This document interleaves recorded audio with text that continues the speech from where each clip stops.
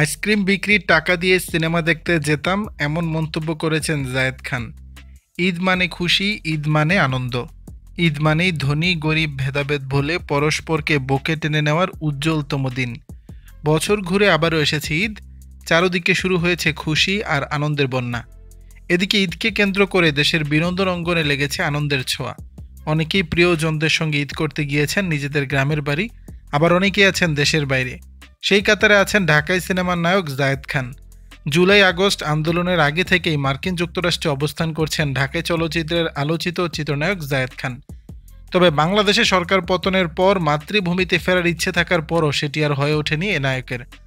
যুক্তরাষ্ট্র থেকেই ঈদ নিয়ে কথা বলেন তিনি।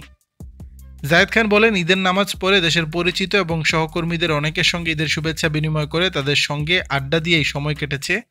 তবে দেশে থাকলে ঈদের দিন বাবা মায়ের কবর জিয়ারত করতে যেতাম, এখন সেটাও মিস করছি। ভাই বোনদের মিস করছি অনেক, দেশের মানুষ সবাইকে মিস করেছি।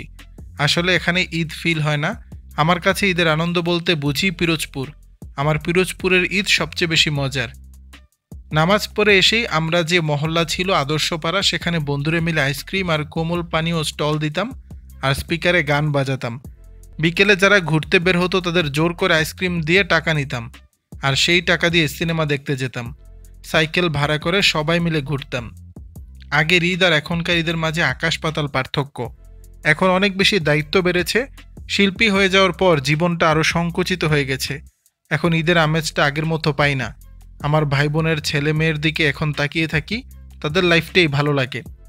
ছোটবেলা ঈদে চিন্তা ভাবনা ছাড়া ছিল, বারবার ড্রেস চেঞ্জ করে বাবা মায়ের থেকে সালামি নিয়ে সাইকেল ভাড়া করে ঘুরে বেড়াতাম, সিনেমা দেখতে যেতাম।